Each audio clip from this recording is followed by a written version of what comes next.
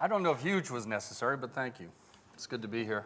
I'm going to spend my time up here today to talk about a bunch of closely related ideas, which candidly was the outgrowth of a personal struggle I went through this year when I was starting out to write a book originally called The Business of Social Business. And I found myself ultimately rebelling from the book's timidity and small-mindedness. It lacked courage, actually. So I've thrown that book away, and I'm building something completely different. And I wanted to start out with something the Wired magazine published in their first issue, Guidelines to Would-Be Contributors. And they said, put aside your article and write us a passionate letter about the topic that you're interested in, mail us the letter, and throw away the article. So this is the letter, then, that I'm writing to you about a few ideas that are originally and ultimately, once again, connected to social business. And a letter that is much more passionate than the book I was writing, much more courageous, actually. And so what are these ideas? First idea is that the model of business that is implied by the social business tools and techniques is out of date, and it's better suited to the 20th century than today.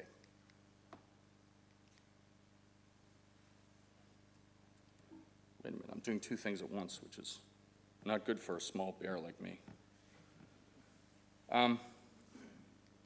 So I want to paint a landscape of the era that we're actually in now, the post-normal, and set the stage for what business might be like in this new era, and talk about the drivers that is causing that. And most importantly, I'm making a case that we have to actively imagine a not-too-distant future where the foundations of society, work, and business have to deeply and fundamentally change, like the state of the climate that we're in now. And some of these have been forced upon us, and some of these changes are volitional. We have to make them happen ourselves. We have to want them to happen. And someone asked me last night, what do I want you to take away from this talk today? And what I want you to do is to realize the urgency and promise of our time. You'll hear some opportunities for optimism inherent in our social connection, the way that we think about each other and the way that we collaborate. And then you'll see that we have to move beyond, way, way beyond, the kind of social that is realized in today's social business thinking, which is candidly just as timid as the book I was originally planning to write. And I am working on another book, so for better or worse. I'm going to skip. Hello? Oh, it's this way. That's interesting. That's me. I'm going to skip talking about me. You can look up my bona fides later. And I will be putting these slides up somewhere so everyone can get at them. There's an interesting challenge when you start talking about the future with people, and that is, as this quote says, it's invisible to us. The invisibility of the environment during the period of its innovation. Man is only consciously aware of the environment that has preceded it. In other words, an environment becomes fully visible only when it is superseded by the new environment. And thus we are always one step behind in our view of the world. The present is always invisible because of its environmental and saturates the whole field of attention so overwhelmingly, thus everyone is alive in an earlier day. This is Marshall McLuhan in 1969. So we have this problem, which is we're always in a world that has changed and it hasn't caught up to us yet. It's like when you stub your toe, you feel the stubbing of your toe before you feel the pain shooting through your leg. And that's exactly what's going on today. And what is the nature of this change? Well, one way to characterize it is that we're changing from a solid, where should I point this? This way. Oh, this way? Yeah. Okay. Not there, not there. Thank you. I should have asked that before, I guess. So the pace of innovation has sped up very quickly. I think Will said it a minute ago, the last 25, 30 years, things have changed. He was saying it was, change not necessarily for the better, but the rate of innovation in general and changes in our world have been exponential worldwide in all sectors, and the greatest changes happened in the last 5 years. So it's not surprising that we're not caught up to it yet. And so that may seem positive when you're thinking about something like cancer research, but when you're thinking about something like the rise of incurable staph infections in the United States that are caused by feeding too much antibiotics to pigs, it's not a positive. So we see the rise of social media, for example, and all the good that comes from us being involved in participative media and the rise of the Arab Spring, for example. And at the same time, we're conflicted by the fact that journalists everywhere are being thrown out of their jobs and out of their careers. And we really don't know where investigative journalism is going to come from in the future. It's unknown if it is. And so we have this horrible dilemma where we have both good and bad coming from this. And so it seems that whatever the web touches, it changes very quickly, and the growing fluidity of the world is speeding up. Mass media is collapsing into social media, is becoming more participative. Mass belonging and identity are waning or changing our relationship to large organizations of the past, things like unions and the church and the government is diminishing, and the relationship between employers and employees is loosening as well. Now, there's some good to that, but we'll see there's also negatives. Social business has been an attempt to adapt to those changes, and they show the same kind of combination of positive and negative. So why social business, and why now? It's a new set of management ideas based on drivers like new technologies, really things that arose in the social media world, and then people got infected with them, if you will. The innovation started to come into the business and start to change it. But I don't want to think about this in small microeconomic approaches, like how businesses are adopting it because it gives them some minor advantage or slight speed up in productivity or something. I think we have to back up and look at this macroeconomically as the rise of the social web, the growing mobility of the workforce, and low-cost ubiquitous computing and so on. Those things are all true, but more importantly, these are really, turns out to be superficial drivers. The big picture, the macro world drivers are much more important and are actually a representation of why it is that this social business concept is actually pretty quotidian. So social business is postmodern in a sense. It's an outgrowth of this modern world, the stuff that's happened since the 70s, the post-industrial era that people have talked about.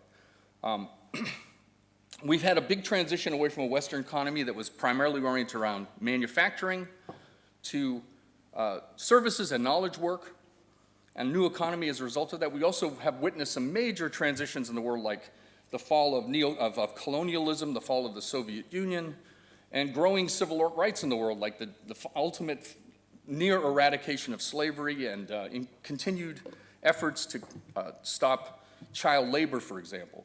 But we've also had a non-smooth transition as a result of all these things. Globalization, dramatic increases in Western income inequalities, increased personal debt, failing benefits. I mean, we all know the world, as Will was alluding to, the world that we live in. Things have changed dramatically, and ultimately, it has included a decline in well-being. For the first time in the United States in recent history, for hundreds of years, the average lifespan of certain demographic groups in the United States has gone backwards in the last couple of years. Single white women, for example, have lost 5 years of lifetime, or projected, in the last 10 years. So this is a negative. We're going backwards in things that we would have considered fundamental. And the other most important thing, perhaps, to include on this list is the growth of the contingent workforce, where if we want to ennoble it, we talk about it as freelancers enjoying their freedoms and picking their own path in life. But it also includes people that are being forced to work part-time or temporary jobs that they wouldn't want to work otherwise, but they have no options. And they're getting increasingly marginalized in a world where the laws are set up, the tax laws, for example, in the United States, really are terrible for people that are in that situation. And so the loosening of the connection to employers and employment of long-term duration has been largely negative. And of course, we're also seeing the ephemeralization of work, where more and more work is being taken over by computers or smarter and smarter robots, and huge tranches of kinds of work are going away.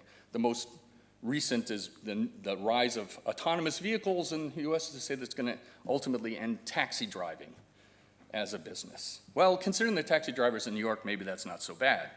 But aside from that, there'll be a lot of people out of work again. So, oh, I'm sorry, I want to leave that there. I'm still here. This social business is postmodern. It's arisen as a tool set partially trying to adapt to the changing pressures of the business, but it's really just a veneer on top of the old postmodern business. It's kind of like we renovated a building by sanding the floors and redesigning the foyer, but we never moved any of the walls around. I have some cartoons that I'll show in a minute. So we're going to need to see more radical changes in the business than a facelift, and social technologies can be the springboard to that. But I want to talk specifically about what makes post-normal era post-normal. And this is a term that originally grew out of work done by the military, actually, looking at the new forces that make it very difficult for people to make decisions during wartime. But of course, now our life is sped up so much, the world of business is sped up so much, it's as if we're living in a war. So they use the term VUCA for this: volatility, uncertainty, complexity, and ambiguity. And the idea behind this is things are changing so quickly, you can't wait long enough for better information to help you make decisions. Things are so complicated that you really can't analytically look at a system. You have to turn it on and let it run to see what it will do. And as a result, you have this enormous ambiguity. You can't see, if you will, through the fog of war in order to figure out what's going on. And so the problem is we're confronted with a world like that. We have amazing changes going on, like global climate change. I won't beat that drum again, although we are heading for an inevitable catastrophe if we don't do something. Another factor that's going on is the rapid and unprecedented migration of people across the world into urban settings. More than 50% of the world now lives in cities. Now, this has never happened before. We just turned that line, if you will, this year. And over 80% of Americans now live in urban settings. We're the most urbanized culture that's ever existed in the world, society, if you will. And it turns out that there's something really interesting and promising in there, and that is that cities, like social networks, both increase social density. And there is a real allure to this. The reason that people move to cities is because they can make more money, think it's cheaper to live there if you average everything together. Cities innovate more as they double. They innovate more than double the innovation as they double in size. And they also correspondingly have a less than half benefit of superlinear decrease in resource uses. For example, New York City has the smallest number of gas stations in the US because it's the densest population in the US. And it's not just gas stations because we don't drive cars much. It's also in other things that are related to expenses, like they have the smallest air conditioning bill per capita, for example, as well. So this actually turns out to be amazingly interesting because we have the possibility of some real great things coming out of this increase in social density in cities, but it's also supported by what we're doing with social tools. So the last thing to say about VUCA is something that I would like to do a whole presentation on all by itself. It is a chapter in the book, and that it really undoes the premises of leadership today. What the leader has to do in a business today is completely different because she or he have completely different barriers to their understanding, things that stand in the way of conventional kind of leadership. So let me talk about the modern world as a cartoon. The old modern era, that was pre-World War II, to use the historical term. That was the modern era of American business, and this is where, not American, pardon me, worldwide or Western business, and this is this is something that everything is based on in a sense. The hypothetical hierarchical business, company broken up into functions, reporting relationships as the primary mechanism of people working. This is all so deeply wired into our understanding of the business that this is, like I said, a cartoon that helps us by sort of oversimplifying everything. But I wanted to talk about how this has been impacted by the adoption of social technology. So we have the social web. That's that mess over on the side there with the red lines representing social communications, which are looser and faster than the kinds of relationships that people have inside of a business. And this arose originally, as you can see, over with the marketing people. Because honestly, those of us who were around at the time remember that the marketing people wanted to latch onto social media as yet another way, a better way, a faster way, a cooler way to communicate to their potential customers or markets. And they did that. But what happened is they became infected by the innovation, and wonder of wonders, they started to use this stuff internally. You can see the marketing people started to, Twitter amongst themselves or use Facebook or whatever, and it started to slop over into the company. Here you get the CEO and somebody in engineering. It started to influence people, and they say, hey, this stuff has some benefits. Things are cool. We can talk. We can directly talk to people in the outside world. And no surprise, it became, the kind of thing where they wanted to do more of it, actually. And then it became like this. This is sort of like today. Everybody's doing something. The company's being, changed by this. But it's still below the hood. You can see there's still the old company there. And what you have now is this new layer that's changing things, but the other thing hasn't gone away. However, the really interesting fact is that there's a tremendous amount of evidence that shows that when you increase social density, when you give people the opportunities to have more connections in the business, their happiness goes up, they're more productive, and they have higher job satisfaction. They're less likely to leave, they're less likely to call in sick, all of the good benefits. And that's independent of, in a sense, of whatever else is going on in the business. This is because people start to find meaning and connection in the world with other people independently of what their job does or what their assignment is and who else is in their department. So that's a phenomenally interesting fact. It probably is the primary driver for the adoption of these new technologies in the industry, because without any intervention, people will naturally start to find connections and become happier, even if management, in a sense, doesn't do anything. They just get the benefit of it. Now, this is fascinating, and it turns out that what's coming might be even better. My bet is this is what we're going to see in the not-too-distant future as we see an increase in the socialization and a relaxing of the tightness of the bonds inside the business. So here's a hypothetical business of the not-too-distant future. The lines around the business you can see are more porous. There's a lot of interaction with the outside world. The strong black lines in the previous diagrams, which were meant to indicate the sort of hierarchical relationships of the modern and postmodern era, have been relaxed. There's relationships in there that are still dark, still black, but those are meant to represent long-term, deep trust-related relationships, like partnership relationships, or people that work together over a long period of time, not just one or two or three projects. And a lot of other things have happened, like over here, a partner company shown with the red dots is actually providing sales capability for the business and has sort of been semi-pulled in. And one guy there has a contractual long-term relationship with both that partner company and this larger company that we've been using it as an example. Over here, you see somebody who was originally in the community outside is now an employee or a full-time member of doing work inside the marketing organization. And over there in the boundary between marketing and engineering, there's somebody who invented a new, if you will, function in the business. Invented it, moved into it, took it over. So we're going to see more of those things. And we'll have increased social density. You see there's even more connections here than in the previous.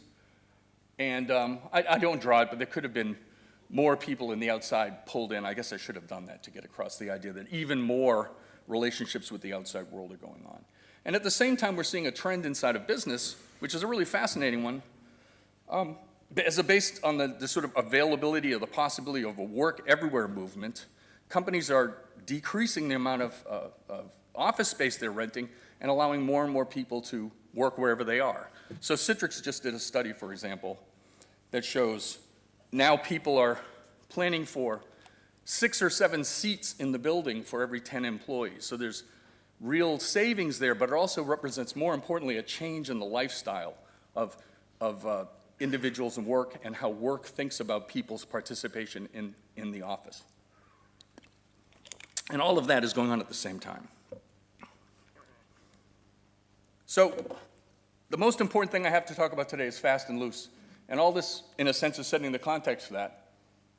Swift trust is a very well-researched phenomenon. It's extremely interesting, and it explains why it is that teams can be pulled together on a short-term basis to come together and work on a particular project and accomplish that in a really fast amount of time without a lot of overhead. And it turns out that human beings have this capability wired into us. We have this innate bias towards cooperation that arises and can be exploited in almost any circumstance. And this is why freelance work, freelance projects, where you bring people together to the Hollywood style of project, where you bring people together to make a Hollywood movie, and then they can disband very quickly, is a model that is being used over and over again across the world. And that's because you don't really need to have a lot of time at the beginning of this project. Down here at start, there's a very short preamble, if you will, where these arrows representing people working on the project are brought together. They accomplish the project, it comes to an end, and everyone disbands relatively quickly. If you contrast that with how long-term relationships are developed inside of the business, so-called deep trust, you realize that it's a fraction of the time, and they're incredibly effective. And it turns out that we have this wiring built into us. So people will come together and suspend their disbelief and say, we're all professionals, everyone's going to do their job, let's move forward and get the job done. And they don't spend a lot of time with the, pardon me, chicken shit that gets involved with a lot of businesses, wrestling for power and who's dominant and who's in charge. So this has been widely studied, and it's one of the things, honestly, that gives me more optimism about our future than nearly anything else, because people are picking up on this capability, and the rise of freelance work is happening really quickly. It's now projected to be over 40% of professional and creative work in the United States is done by freelancers, part-timers, and temps. And there's a downside for that, right? But let's talk about the pros first. I'll try to be optimistic too. Companies, as a result, can gain a real serious amount of agility. There's looser ties. They're able to make quicker moves. They're able to try experiments. They're able to outsource some work to a different part of the country where they have a body of people who are capable of doing it. All of those things are good because it allows the company to be more agile. The downside is that there's a continued weakening of our commitment to full-time workers who can't themselves offshore themselves or gain the new skills that are necessary in the short term. And there's a downward pressure on the community from businesses doing this, because they have a tendency to move stuff from one area to another. And this also leads to things like the growth of the unpensioned workforce in America. 5, I know. So, nonetheless, if we can balance the two together, there's a real benefit. So the question is social business really supporting fast and loose today? And the reality, it isn't. Whoops. In reality, it doesn't really. It sort of supports it. So for example, just a few examples. The whole notion of how people negotiate working in fast and loose contexts is really not supported by the tools we're using today. They just don't make it obvious that there's some kind of negotiation going on. And they're very sort of owner-owned, if you will. Somebody invites me to a project, I go and work in their project. Somebody else invites me to a different tool with a different project, and I'm invited to that project. And I have this very divided world as the freelancer, the one working with many clients. And there's this problem of companies having to work together because the tools we have today just don't interoperate very well. It's kind of like the era, some of us can still remember it, when enterprise email systems didn't interoperate. Does anyone remember that? I do. It was a horrible period. And luckily, we finally evolved a couple of standards, and as a result, then you could send email to anyone, which was both good and bad. It led to spam, but it also made it possible to use email as a coordination tool, which is great. This is something I'll just skip. A little eye candy. So I think what we need to do is imagine moving forward to a new time. I'm going to quote someone. We admit we don't even have a plan for the deliberative process we need to replace the anarchic madness of capitalism. And by capitalism in this context, they meant the late capitalism that we've seen in the last 15 years. Yes, we have some notion of how it should work based on our experiences with the labor, civil rights movement, women's movement, labor movement, as well as with countless cooperative enterprises. This notion centers on what we call participatory democracy, in which all voices are heard and all people equally respected.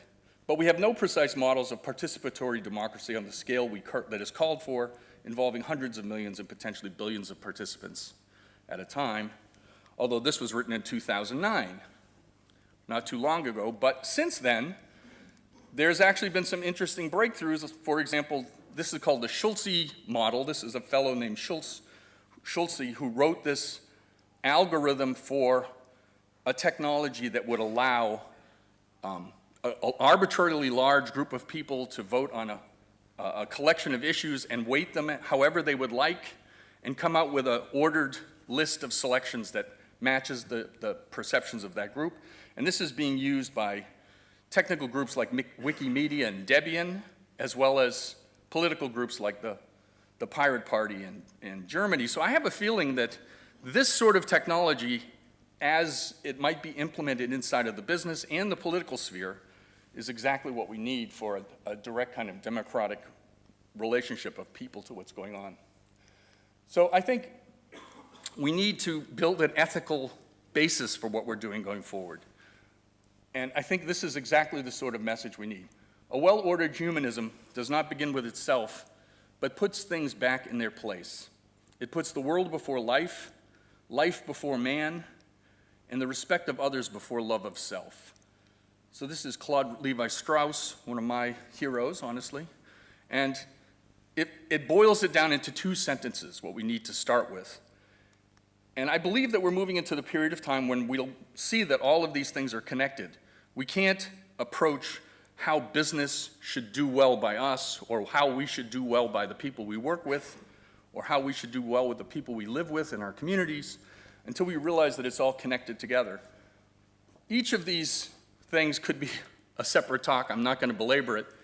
But these are characteristics of what we've seen in postmodernism. And why we are in the situation we are today is that these are dealing with human beings' relationship to very large organizational capabilities, governments, large companies, and an exploitative model of capitalism that has brought us to the brink of a catastrophe.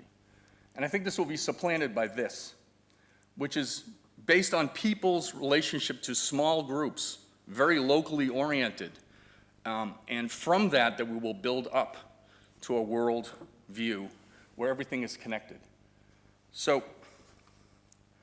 I just will close with a few thoughts that I'm caging from one of my favorite thinkers, and that is, here, I'm doing the wrong one.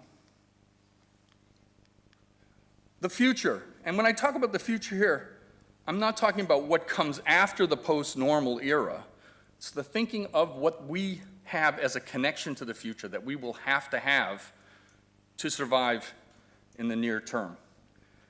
And that is based on this: a society which loses its identity with posterity and which loses its positive image of the future loses also its capacity to deal with present problems and soon falls apart.